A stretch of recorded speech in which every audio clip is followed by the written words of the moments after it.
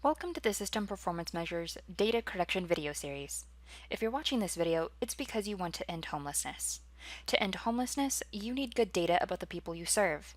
Without that good data, it's harder to make an impact at your agency and on the people you see and help on a daily basis.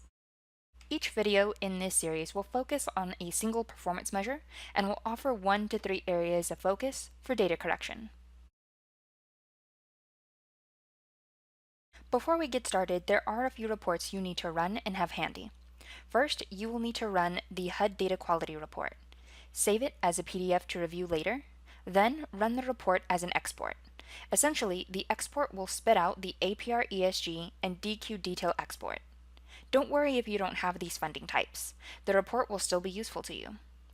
You will also need to run the 2018 System Performance Measure 1 report and the 2018 System Performance Measures 2 through 7 report. Save each of these reports as PDFs and then export them to Excel data as well. While you will mostly be working out of the Excel data files, having the PDF files on record is good for establishing at a glance where your data is currently at. You may also find it useful to run the System Performance Measure 1 report 2 to 4 times using the different report criteria settings. For dates, use October 1st, 2017 as the start date. Leave today's date as the end date. Note that as we progress through the years, the start date will change. Eventually, we'll be looking at October 1st, 2018, and then 2019, and then 2020, and so on. There are videos on our YouTube channel that cover each of these reports and how to export them.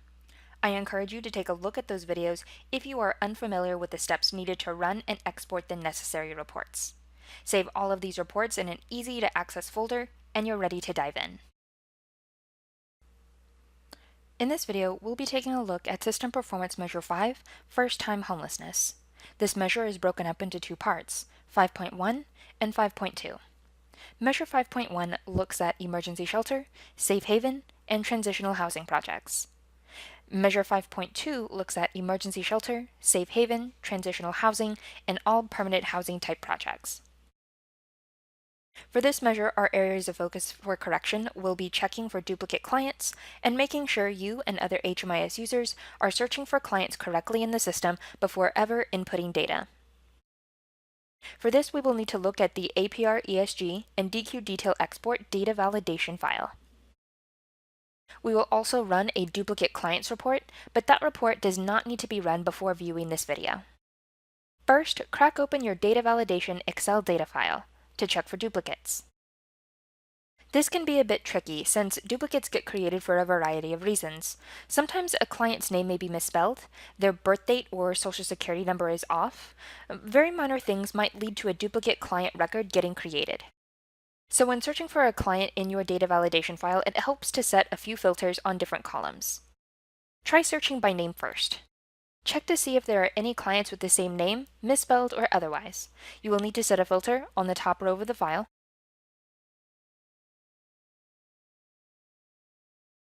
and then sort from A to Z on the last name column. Check to see if there are any clients who also share the same social security number and birth date.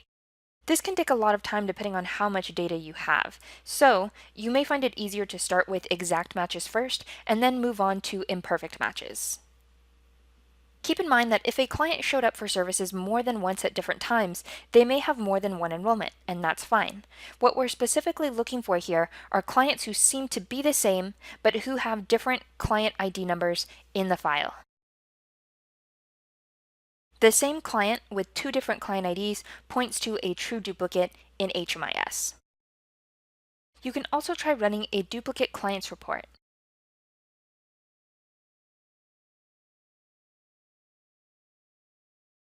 It helps to keep the criteria as broad as possible, and you might want to run this report more than once with different criteria selected to make sure you've caught different types of duplicates.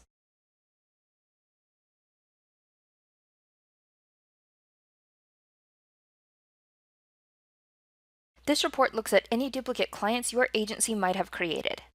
Unfortunately, that's one of the limitations of this report. It will only show you duplicates that your agency has created and doesn't cross-reference any potential duplicates that other agencies might have made of your clients.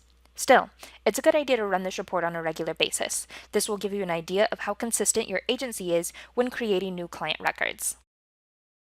So from this report, I can see that maybe the top few clients are not duplicates, but Pat Brown here does seem to be a duplicate client. He has the same social security number and the same date of birth.